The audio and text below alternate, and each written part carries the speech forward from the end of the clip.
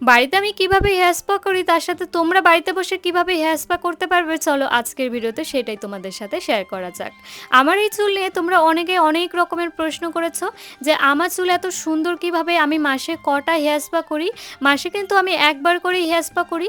বরাবরই এই লরিয়ালের hair spa ক্রিমটাই কিন্তু আমি সেই প্রথম থেকে ইউজ করে যাচ্ছি।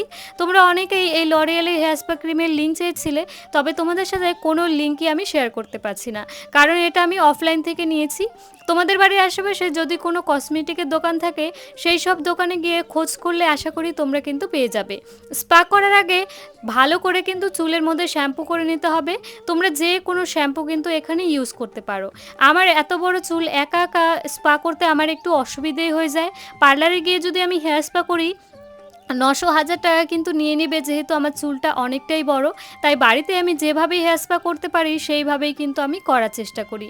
আমি না আমার কাজগুলো নিজে নিজে করতেই পছন্দ করি, আর এইভাবেও কিন্তু খুব ভালো রেজাল্ট দেয়। তাই এত টাকা পয়সা খরচা না করে তোমরা কিন্তু বাড়িতেই এইভাবে হেয়ার স্পাটা করে নিতে পারো। প্রথমেই কিন্তু চুলের মধ্যে আমি শ্যাম্পুটা করে নিলাম খুব ভালো করে। এরপর চুলের মধ্যে কিন্তু হেয়ার স্পা ক্রিমটা ইউজ করে নিলাম। ক্রিমটা ইউজ করার পর পুরো চুলটার মধ্যে কিন্তু খুব সুন্দরভাবে লাগিয়ে নিতে হবে। তারপর চুলটা কিন্তু আস্তে আস্তে টেনে নিতে হবে। আরও একটা জিনিস খেয়াল রাখতে হবে, চুলে যেন স্ক্যাল্পে এই ক্রিমটা না লেগে যায়। স্ক্যাল্প ছেড়ে তারপরে পুরো চুলটার মধ্যে তোমরা কিন্তু এটা ইউজ করবে। এই হেয়ার স্পা ক্রিমটা ইউজ করলে চুলটা আমাদের অনেকটা সুন্দর রাখে, তার সাথে সিল্কি আর স্মুথও কিন্তু চুলটা থাকে। আর বরাবরই আমি একটু স্মুথ আর সিল্কি চুলই কিন্তু পছন্দ করি, তাই মাসে একবার হলেও কিন্তু এই হেয়ার স্পা ক্রিমটা আমি ইউজ করি। আর এই যে সেই হেয়ার সিরাম, যেই সিরামটা ছাড়া আমি একটা দিনও চলতে পারি না। যারা এই হেয়ার সিরামটা ইউজ করো তারা তো খুব ভালো করে জানো যে এই হেয়ার সিরামটা কতটা ভালো একটা হেয়ার সিরাম। আমাদের চুলে যদি জট ব্যাপার থাকে বা চুলটা যদি আঠা আঠা হয়ে থাকে, এই সিরামটা ইউজ করলেই কিন্তু চুলটা অনেকটা স্মুথ, তার সাথে সিল্কিও হয়ে যাবে। এটা কিন্তু ৪-৫ বছর থেকে আমি ইউজ করে আসছি। এই সিরামের লিঙ্ক কিন্তু আমি কমেন্ট বক্সে দিয়ে রাখবো, তোমরা চাইলে সেখান থেকে কিন্তু পারচেস করতে পারো। একদমই হালকা করে চুলের মধ্যে কিন্তু ইউজ করতে হবে, চুলের গোড়ায় কিন্তু এই সিরামটা ইউজ করা যাবে না।